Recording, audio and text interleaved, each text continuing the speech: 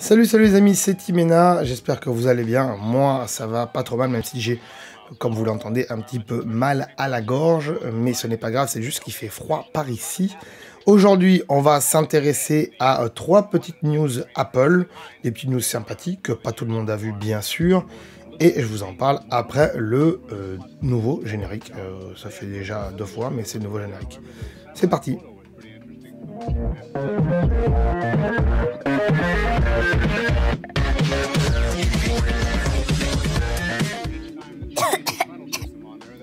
Alors, de quoi qu'est-ce qu'on va parler aujourd'hui, les enfants?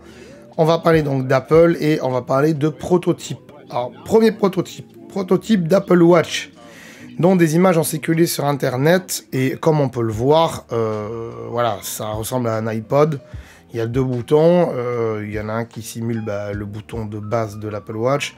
Le truc au milieu, ça doit simuler la couronne digitale, je pense, comme un iPod. Voilà, après ils adaptent forcément. On voit qu'il y a déjà le menu des applications rondes. On voit surtout que c'est un prototype carré. On voit que c'est pas un prototype rond, parce qu'on aurait pu penser qu'avec certaines interfaces d'icônes ronds, ils auraient pu faire une Apple Watch ronde. Je pense qu'il y a eu des tests aussi d'Apple Watch ronde. Mais voilà, on voit qu'il y a une application Lisa aussi. Tout en haut, vous voyez la tête de Lisa Simpson. Quand on sait que la fille de Steve Jobs s'appelait Lisa, moi ça me semble normal, hein. C'est peut-être un truc, un programme qu'ils avaient développé, un système qui s'appelait Lisa aussi. Donc peut-être une variante, un truc, donc pour rendre hommage à Steve, ils ont mis Lisa là, dans le prototype. Ça doit servir à quelque chose en tout cas. C'est intéressant de voir ça, puisque ça nous prouve une chose, c'est que Apple peut mettre leur interface dans n'importe quoi. Apple peut mettre leur OS dans n'importe quoi. Enfin, en termes de forme, je parle, hein, en termes de puces, c'est quasiment les mêmes puces. Mais quand on voit que l'iPod Nano 6e génération, l'iPod Nano 6e génération était tout petit. Et quand on voit ce qu'il faisait, c'est-à-dire iPod, il faisait montre, il y avait quelques cadrans aussi. Voilà, on peut très bien se dire, à l'époque, c'est bon, l'iPod Nano, c'est les prémices de l'Apple Watch. Et j'en avais déjà parlé dans une vidéo sur la chaîne il y a très très longtemps. Et donc voilà, là ça nous prouve que déjà c'est des protos et qu'ils ne montrent pas les objets finalisés à tout le monde. Et comme ça, les protos, ils peuvent balader de main en main et les gens, ils voient que l'interface et pas forcément l'objet en lui-même. Et c'est ce qui fait qu'Apple donc cache bien son secret même à l'intérieur de l'entreprise. Donc voilà, moi je trouve ça assez cool que ça fuite, parce que c'est pas très dangereux aujourd'hui, c'est plutôt embêtant avant que ça sorte, parce que ça veut dire que plus personne va acheter tel ou tel produit parce qu'il y a des protos qui se montrent. Hein, c'est comme quand ils sortent des photos des iPhone 12 3-4 mois avant, c'est sûr que ça fait chuter les ventes d'iPhone 11 par exemple. Mais en même temps, c'est normal. Je veux dire, l'été, qui va acheter des iPhone 11 à part si vous venez de le casser? J'en ai fait une vidéo aussi. Voilà, vous savez très bien qu'Apple, ils sortent leurs nouveaux iPhones septembre-octobre, donc ça sert à rien d'acheter des iPhones au mois de juillet ou au mois d'août, sauf, comme je vous l'ai dit, s'il est cassé. Donc voilà, ça c'est la première petite news. On va passer à la deuxième avec une petite transition, bien sûr. Petite transition donc, et on voit encore que là, cette fois-ci, c'est un brevet d'Apple qui a été dévoilé, un brevet de clavier avec des touches digitales configurables. Alors, c'est pas nouveau, hein, ce genre de truc chez Apple. Déjà, des brevets, ils en sortent à l'appel. Il faut pas oublier qu'Apple enregistre souvent de nouveaux brevets sans lendemain, c'est-à-dire qu'ils enregistrent le brevet, mais peut-être que ces produits ne sortiront jamais. Ils font les brevets pour qu'après, ils ne soient pas recopiés par d'autres boîtes de tech. Voilà, comme ça au moins, ils ont la techno pour eux. Et si un jour ils le sortent, ils auront l'exclusivité. Ou si quelqu'un veut le sortir, ils seront obligés de payer des royalties à Apple. C'est pour ça qu'ils déposent les brevets tout de suite. Et surtout parce qu'ils ont la technique et ils peuvent le faire et tout ça. Voilà. Ce qui est intéressant avec ce clavier, alors ça sera plus des touches physiques, on est bien d'accord.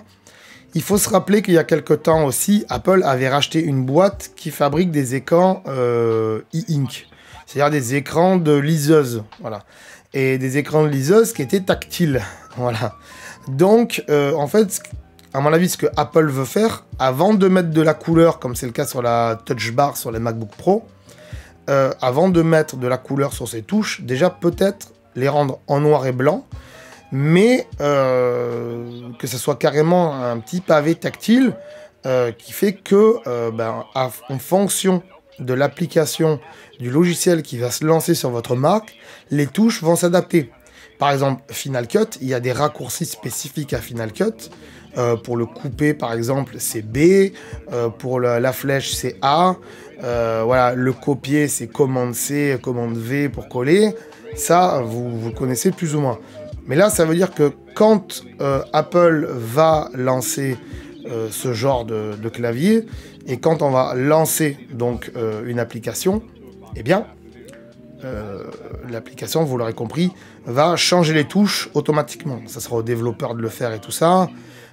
Ça va pas être automatique, mais voilà. Au moins, il n'y aura plus des touches qui servent à rien. Il y aura que les touches utiles pour l'application en question. Et ça, c'est pas mal du tout. Après, il y en a qui vont regretter les claviers physiques, certes, mais rien n'empêchera les gens d'acheter un clavier physique et de le connecter en Bluetooth. Donc, ils vont peut-être mettre ça sur les MacBooks, peut-être même en faire un à part. Comme ça, tout le monde pourra l'acheter pour le mettre sur n'importe quel Mac. Ça marchera avec tous les Macs, même les anciens. Ça, c'est plutôt cool. Et ensuite, ceux qui auront des Macs avec ça intégré, vous achèterez un clavier à part. Si vous voulez, des touches à part. Moi, je trouve ça plutôt cool. Je sais pas, vous, ce que vous en pensez. Marquez-le dans les commentaires, ce que vous pensez de ce genre d'écran. Moi, en tout cas, je suis pour. Après, il faut voir à l'usage si c'est bien, s'il y a du force touch pour qu'on sente un peu les touches avec un retour haptique. Parce que s'il n'y a pas de retour haptique, comme sur un iPad ou sur un iPhone, ça peut être un petit peu plus compliqué pour certains. Mais moi, en tout cas, ça m'intéresse. Vous, je sais pas. Donc, n'hésitez pas à me le marquer dans les commentaires. Je serais très ravi de savoir tout ça. Dernière petite news chez Apple. Transition donc. Et qu'est-ce que c'est que ça? Eh bien, vous voyez qu'il y a des violons sur un iPhone. En fait, depuis la mise à jour d'iOS 14.3, ça y est, Siri peut reproduire des bruits d'animaux, des bruits d'instruments de musique, des bruits d'alarme et tout ça. Donc, il suffit de demander à Siri quel bruit fait un violon, quel bruit fait un lion. Alors, si vous dites quel son fait un violon, ça ne marchera pas. Il faut dire quel bruit fait un violon. Sinon, ça ne marche pas. Il utilise le mot bruit. Mais voilà, il fait des bruits d'instruments de musique, des bruits d'animaux, je l'ai dit, etc., etc. C'est tardif. Honnêtement, c'est chiant parce que Google sait le faire depuis longtemps. Quoique ce matin, j'ai demandé à Google de faire le bruit du pigeon. Il n'a pas compris. Il dit qu'il ne peut pas faire cet animal-là encore. Mais bon, Google, il sait le faire déjà depuis 3 ans. Donc Apple, ils sont un peu en retard. En même temps, Apple, ils améliorent Siri petit à petit. Mais bon, c'est quand même pas mal. Voilà, ça peut aider pour ceux qui n'ont pas de Google Assistant à la maison ou tout ça. Voilà, c'est plutôt cool. Ça n'a pas une grande utilité, on est d'accord. Mais pour des enfants, c'est vrai que pour des enfants qui connaissent pas les bruits des animaux, les bruits des instruments de musique et tout ça, c'est intéressant. Ils demandent, ils posent la question et ça fait le bruit. Et c'est plutôt cool. Après, ils peuvent toujours aller chercher sur Internet. Mais là, au moins, il y a une étape en moins. Et c'est beaucoup plus rapide, en tout cas. Voilà, voilà, les amis. Dites-moi aussi ce que vous pensez de cette nouveauté. Je suis sûr que vous allez me dire que ça arrive tardivement et c'est dommage. Mais voilà, n'hésitez pas quand même à me le marquer dans les commentaires. Voilà, voilà, les amis. Que dire d'autre? Bien sûr, comme d'habitude, n'hésitez pas à partager cette vidéo sur les réseaux sociaux, de la partager à vos amis, à votre famille, surtout s'ils aiment la tech, s'ils aiment l'univers geek et tout ça. Donc n'hésitez pas à leur partager cette vidéo, n'hésitez pas aussi à leur parler de ma chaîne et de vous abonner vous et de faire en sorte que eux aussi ils s'abonnent, bien sûr, hein, n'hésitez pas. C'est très important pour moi puisque il y a beaucoup de monde qui regarde mes vidéos mais qui ne sont pas abonnés. Donc c'est un peu dommage, hein. Si honnêtement, tous ceux qui regardent mes vidéos seraient abonnés, on serait déjà à plus de 100 000 abonnés, les enfants. Donc, voilà, faut aider la chaîne, hein. On y va, on aide la chaîne, on soutient. Et n'oubliez pas aussi, si vous voulez acheter des t-shirts geek, alors, il n'y a pas celui-là de Poudlard, mais il y en a d'autres. Il y a la boutique Redbubble, il y a tous les liens dans la description. Donc, voilà, n'hésitez pas à aller voir ça. Vous pouvez acheter des t-shirts, des tasses, des coques pour votre iPhone, des horloges, il y a plein de trucs, il y a plein de trucs.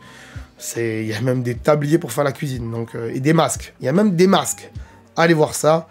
Donc sur la boutique de Redbubble, lien en description les enfants. Moi je vous dis à très bientôt. De ciao, bye bye.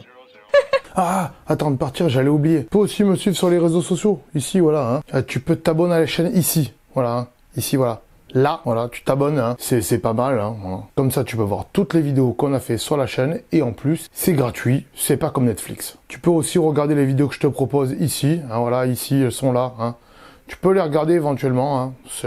Ça peut t'intéresser, hein, voilà, là. Sinon, je te remercie de t'être abonné et je te dis à très bientôt.